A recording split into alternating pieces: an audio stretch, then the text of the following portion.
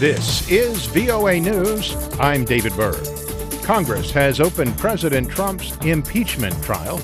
We get details from Washington correspondent Sagar Meghani at the White House. It was a day full of extraordinary scenes in the Senate chamber. With the permission of the Senate, I will now read the articles of impeachment. Starting with Congressman Adam Schiff and 6 other House prosecutors presenting the Senate with the articles accusing the president of high crimes and misdemeanors. Will all senators now stand or remain standing? And raise their right hand. And Chief Justice John Roberts swearing in lawmakers who will serve as jurors, reciting an oath calling on them to do impartial justice. Not long after, the president predicted a speedy trial. It's a hoax. Everybody knows that. It's a complete hoax. Opening statements will start Tuesday.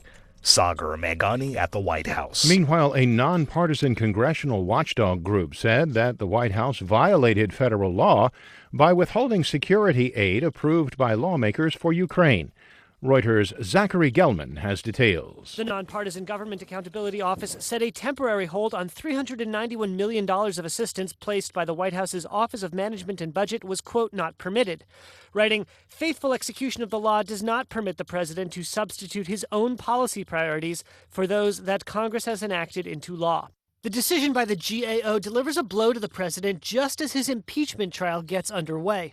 Democrats accused Trump of abusing his office by withholding the aid in order to pressure Ukraine into digging up dirt on his political opponents. The GAO is a nonpartisan arm of Congress. Its findings have no legally binding authority, and it has no prosecutorial power. That's Zachary Gelman of Reuters reporting. For more, be sure to visit our website. That's voanews.com. You can also follow us on the VOA mobile app. This is VOA News. The governments of countries that lost citizens when Iran shot down a Ukrainian jetliner have demanded that Tehran accept full responsibility and pay compensation to the victims' families. We get more from AP's Karen Chamas. The foreign ministers of Canada, the UK, Afghanistan, Sweden and Ukraine issued the statement after a meeting at the Canadian High Commission on Trafalgar Square. The nationalities of victims other than Iranians included 57 Canadians, as well as 11 Ukrainians, 17 people from Sweden, 4 Afghans and 4 British citizens.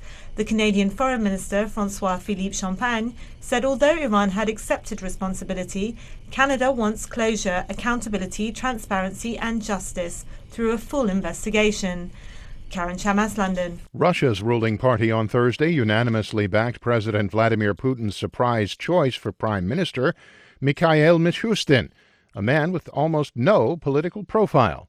Lauren Anthony of Reuters reports. Former Premier Dmitry Medvedev and his cabinet stepped down on Wednesday, making way for Mikhail Mishustin, the 53-year-old head of the tax service. He has little public profile except having been known to play ice hockey with Putin and had not been spoken of as a potential candidate. These factors are seemingly part of Putin's strategy to open up opportunity to diminish the powers of the presidency and beef up those of the Prime Minister. Analysts have called Mishustin a technocratic placeholder.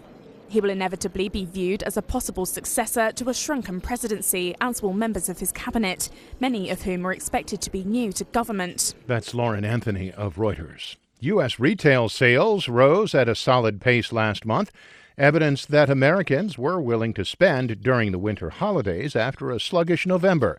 AP's Ben Thomas reports. Holiday shopping got off to a slow start, with November sales actually dropping. But sales rebounded in December. The Commerce Department says retail sales were up 0.3% overall and 0.5% when auto dealers and gas stations are taken out of the picture. Doing well were electronics and appliance stores, home and garden centers, grocery stores, and clothing shops. Department stores, however, reported a sharp 0.8% drop in sales, the second straight monthly decline as Americans appear to be avoiding older chains. Ben Thomas, Washington. The U.S. Senate approved a new North American trade agreement Thursday, a key victory for President Donald Trump.